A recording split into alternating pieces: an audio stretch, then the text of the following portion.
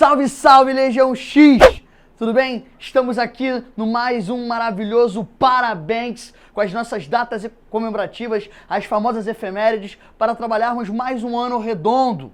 E vamos trabalhar hoje um tema importantíssimo, sempre cobrado em concurso, nos vestibulares. Então, senta aí, abre o caderno, anota que lá vem história, beleza? Vamos falar hoje sobre um importante movimento separatista aqui no Brasil Colônia, no final do século XVIII, movimento conhecido como Conjuração Baiana, ocorrido no ano de 1798. Galera, vamos tentar entender primeiro o que foi esse movimento. Para isso, vamos no nosso momento aulinha de português aqui. Titio Kinup me deu uma força e me ajudou a entender o que significa a palavra conjuração. Na verdade, conjuração é Inconfidência, lembrando que um outro movimento importante nesse momento, a Inconfidência Mineira, conjuração em Inconfidência significa conspiração. E isso é importante para a gente já entender um ponto importante. Esse movimento que nós vamos estudar aqui, ele se organizou, houve debate, a gente vai perceber, no entanto, ele não chegou a se tornar um movimento político efetivo. A gente vai perceber que algumas circunstâncias levaram tanto a Inconfidência Mineira quanto a Conjuração Baiana a serem mal sucedidas, a não alcançarem o seu objetivo principal.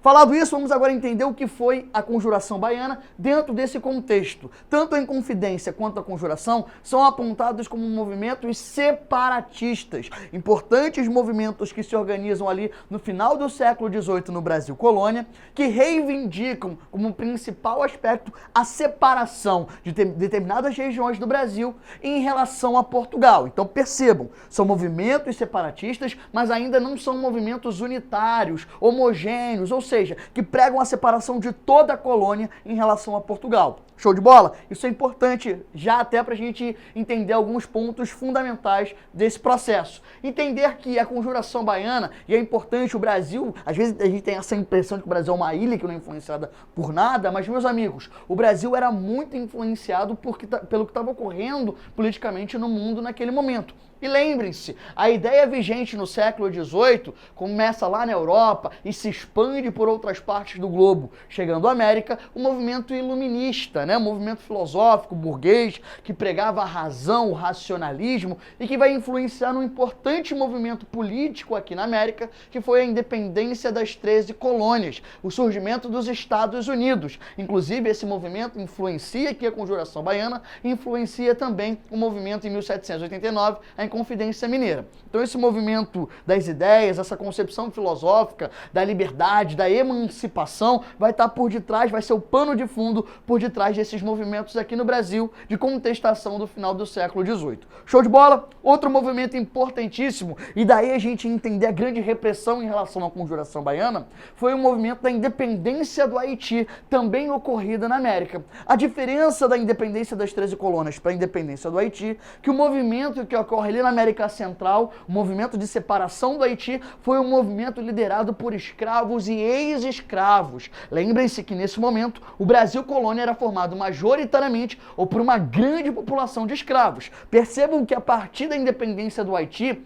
a elite brasileira vai ser tomada por um grande sentimento de paranoia. A possibilidade de um novo Haiti no Brasil começa a atormentar a cabeça e as mentes da elite brasileira. Então percebam que a partir desse momento, a partir da independência do Haiti, 1794, a gente percebe que a elite no Brasil vai sempre reagir de uma forma muito repressiva quando ocorrerem movimentos de caráter popular. E tá aí uma palavra importante relacionada a esse movimento, a Conjuração Baiana, um movimento com forte caráter popular. Isso, inclusive, é sempre questão de prova, uma diferença entre o separatismo mineiro e o separatismo baiano.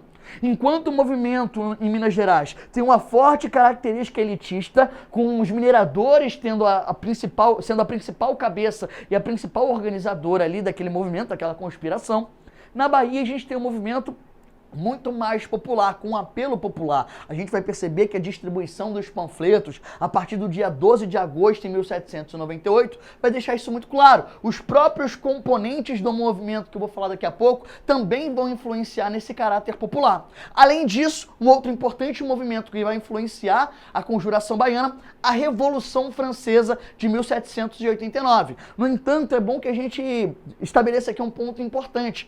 A parte da Revolução que vai mais diretamente influenciar a Conjuração Baiana o período conhecido como o terror jacobino, ou seja, o período mais radical da Revolução Francesa, no qual o grupo dos jacobinos assumem ali a predominância do movimento e vão influenciar, vão radicalizar ainda mais o movimento revolucionário na França e, por sua vez, influenciar a Conjuração. Tá aí, a gente já tem um pano de fundo para entendermos o movimento de contestação, o movimento de separatismo que vai ocorrer na Bahia, na capitania da Bahia, neste momento. Show de bola? Vamos entender aqui qual era a situação, então, da capitania da Bahia quando esse movimento ele começa a se organizar. A gente já viu essa influência externa e agora a gente vai entender quais são as características internas da própria capitania, as próprias contradições da capitania baiana que vão levar à organização desse movimento. Dois pontos são fundamentais. O Nordeste como um todo, desde a crise do açúcar, ele passa por momentos de dificuldade. E a gente percebe que essa dificuldade econômica,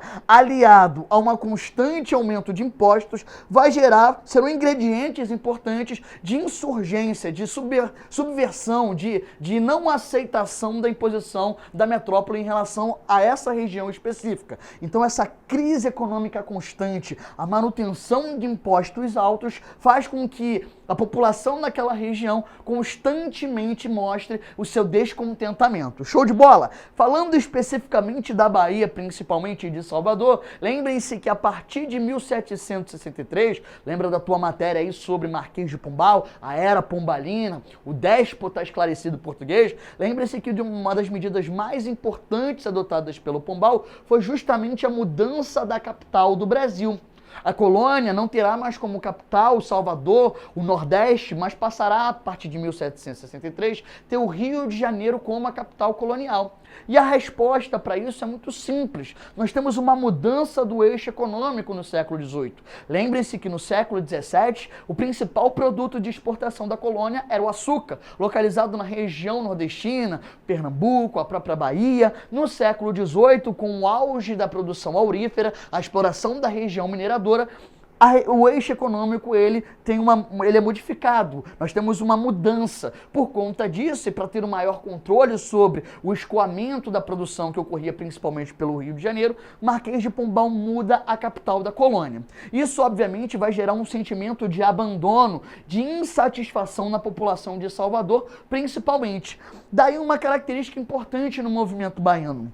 Inicialmente, a gente analisa e é possível constatar que houve até uma aglomeração, uma união da elite baiana nesse movimento. No entanto, com o passar do tempo, o movimento foi se tornando cada vez mais radical, a elite baiana ela se afasta. Por isso que é um movimento com forte característica popular.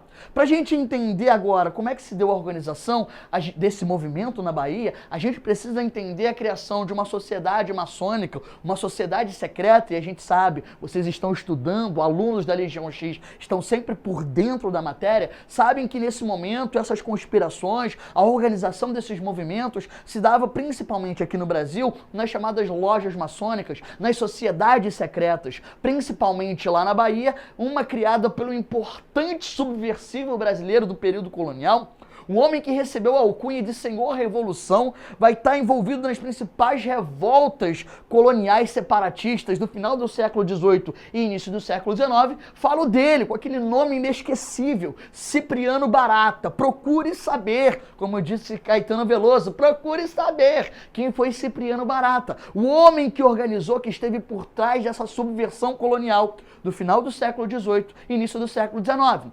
Lá ele está por detrás, Cipriano Barata, da sociedade maçônica conhecida como Cavaleiros da Luz. Opa, Cavaleiros da Luz, tu já vai fazer um link direto com os ideais do iluminismo. Obviamente, o que era pensado, organizado, o que era falado, debatido nessa sociedade, são ideias que, aos olhos da metrópole, eram consideradas proibidas, subversivas. Lembrem-se que as ideias iluministas, as obras iluministas, eram proibidas de circular dentro da colônia.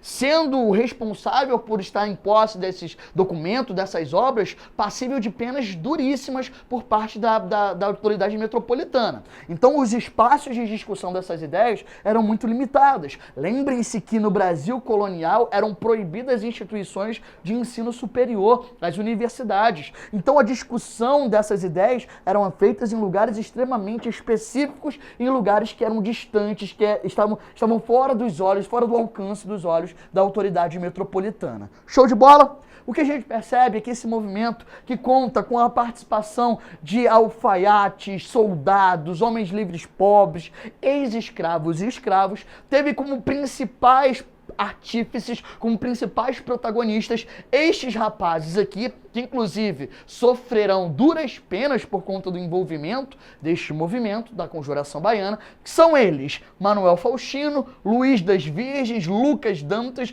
e João de Deus. Alfaiates, soldados, percebam então o caráter popular que esse movimento vai ter. Esses indivíduos vão ser penalizados com uma morte brutal e ficarão como exemplos ali em Salvador. Vou contar um pouco a história por detrás da sentença, né, a qual são colocados, a qual são sentenciados esses rapazes, mas vamos entender primeiro o que leva ao início desse movimento. O dia 12 de agosto de 1798. Quando nas ruas de Salvador, nas portas das igrejas, das casas, do comércio, são colados panfletos que chamam a população a se mobilizar. Nesses panfletos estava escrito a seguinte frase: animai-vos, povo baiense, que está para chegar o tempo de vossa liberdade.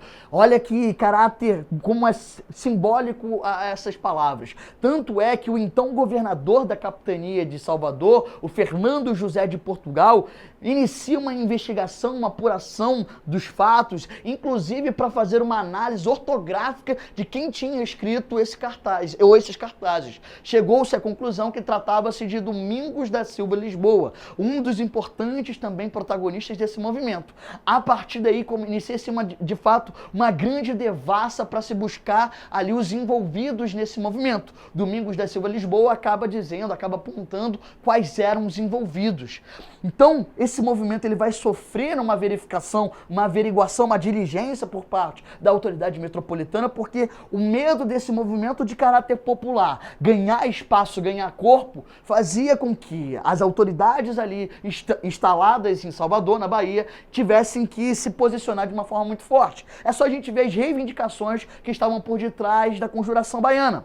A proclamação de uma república na Bahia, ou seja, a separação da Bahia em relação ao restante da colônia, o fim da escravidão, percebam, a independência do Haiti, fim da escravidão, como é que ficou a cabeça da elite de Salvador e principalmente das autoridades metropolitanas, e a elevação dos soldos, ou seja, como é que nós temos também de forma muito forte, presente nesse movimento, a galera relacionada aos soldados, né, aos cargos militares de baixa patente, porque lembrem-se, os cargos de alta patente militar dentro da colônia eram ocupados principalmente por portugueses. Agora, os cargos mais baixos, de baixa patente, eram ocupados principalmente por colonos, pelos brasileiros. Então essa galera, ela se organiza, eles começam ali a planejar.